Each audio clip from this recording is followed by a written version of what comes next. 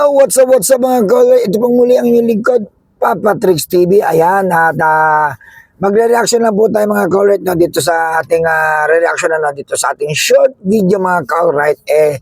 Tara, sama po kayo at pag-usapan po natin to. No? Etong usap-usapan sa social media ngayon na independent commission na binubuo po ni PBBM no? Na sa mga newsfeed, sa mga Facebook at sa mga mainstream media, naglalabasan na po itong mga chismis na to, no?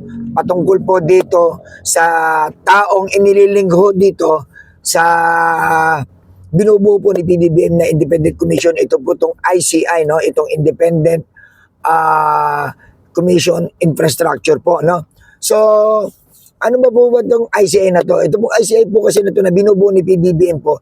Ito po yung isang komisyon na kung saan mga technical group pong ilalagay dito, yung mga hindi po politiko. Dahil nasabi po ni PBBM na hindi po politiko ang ilalagay niya dito. Ang ilalagay niya dito ay mga, yun nga, nabanggit niya rin, mga abogado, mga lawyer, mga siguro, either ombudsman, di ba? May mga ombudsman dyan, may mga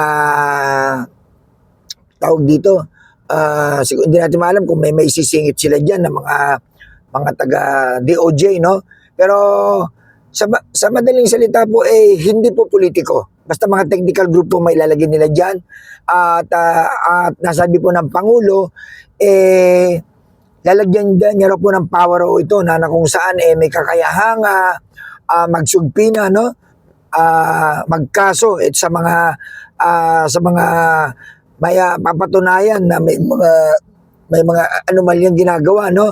At kung hindi po ito attend at hindi po ito makikipag-coordinate, pwede po silang babaan ng subpina, no? At mapatawan ng administratibo. Ganon din po sa mga nasa baba po, nasa lower po, na katulad niya yung mga mayor or mga governor na kung sakaling sila po may mga involvement, mapapatawan din po yan. No? So, nais ko lamang pong i-clear, no, mga ka-alright, kasi nga, ang nalilink po kasi ngayon dito sa binubuo po ni PBBM na Independent Commission po, si Mayor Magalong po, no? So, gusto ko lang pong i-clear na para sa akin lang po, opinion ko lang din naman po, no? Si Mayor Magalong po kasi ay isang politiko.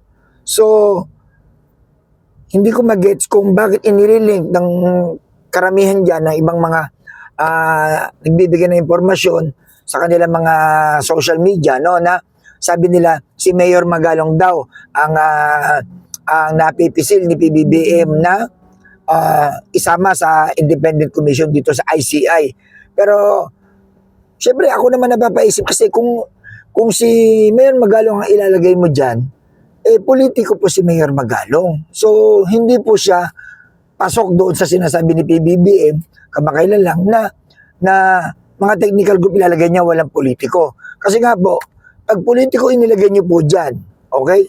Malamang may mga side na papanigan, no? Yan, hindi natin sa pinangungunahan, no? Hindi ko natin ginajudge yung tao. Kasi, iniiwasan nga natin ni PBBM yung magkakaroon ng bias na investigasyon.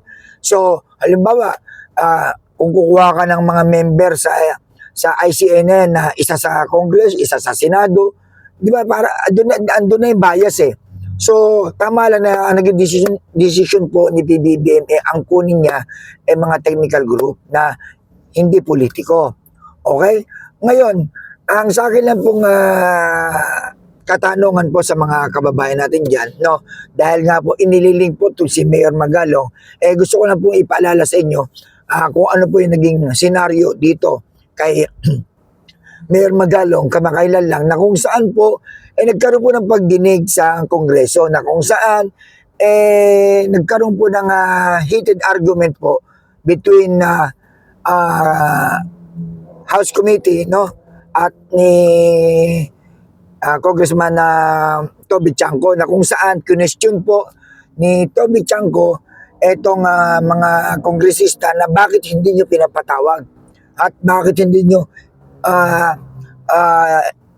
tawag dito, kausapin etong si Mayor Magalong kasi marami itong revelasyon about sa mga involvement ng mga kongresista. Okay?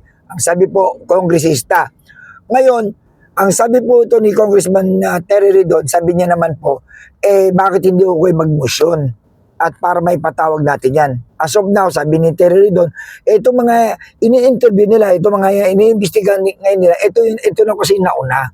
Diba? Ang pangit naman kung hindi pa natatapos to, bigla mo isisingit si Mayor Magalong. Yun yung sagot ng mga komite sa House, no.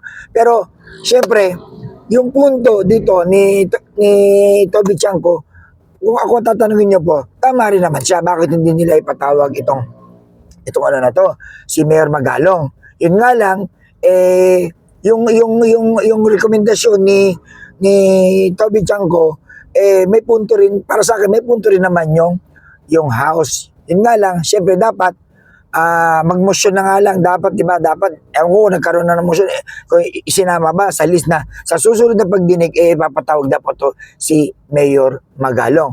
Ngayon, doon po sa senaryo na yun, nabanggit din po ng kongresista na syempre nandun din yung sama pa rin ng loob nila at nasabi po ni Terry Ridon na itong kasi si Mayor Magalong, nakapagsalita ko kasi nang hindi rin maganda sa pandinig ng mga kongresista na kung saan nasabi niya na mga kongresista mga moro-moro lang yan.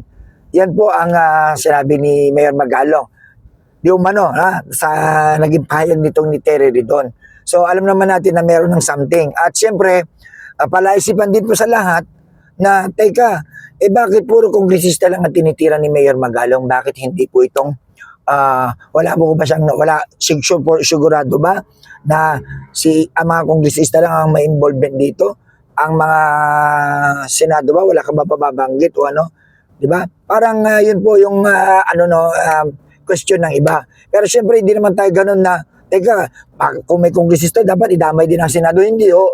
Kumbaga, para bang isang katanungan lang na bakit sa mga investigasyon po ng mga ni Ping Lacson, nila Tito Soto na may involvement po ang mga senador, diba, lalo na po sa insertion.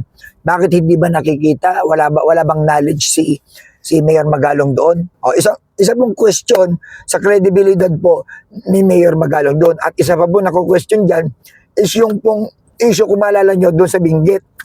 Dito po sa rock netting na issue na kung saan na nagpunta po si PBBM at inimbestigahan po yun, yung rock netting na yun. Ngayon, imposibleng wala ko siyang alam doon kasi sabi niya nga, di ba, alam niya yung mga nangyari doon, yung mga nangyaring galawan doon, yung corruption doon. Pero tandaan natin, yung corruption na nangyari doon, ito po ay hindi po sa panahon ni PBBM. Yung rock netting na yan ay panahon po ng dating administrasyon. Sinabi na po yan ng undersecretary, no, na si Attorney Claire Castro, no, na ang sinabi po ni Attorney Claire Castro, panahon pa po ng dating presidente itong nung sinimulan yung rock netting na yan. So wala ho bang kinalaman etong si Mayor Magalong doon? Hindi niya ba nasabi kung sino-sino yung mga politiko na yon or kung sino involved doon? Di po ba? So maraming question sa credibility po ni Mayor Magalong. Hindi po natin sa sinisiraan or inana si Mayor Magalong. Ito lamang po isang pagtatanong. Kasi nga po, siya po ang karamihan ang napagchichismisan ngayon. Nasasabi ng iba na si Mayor Magalong daw ang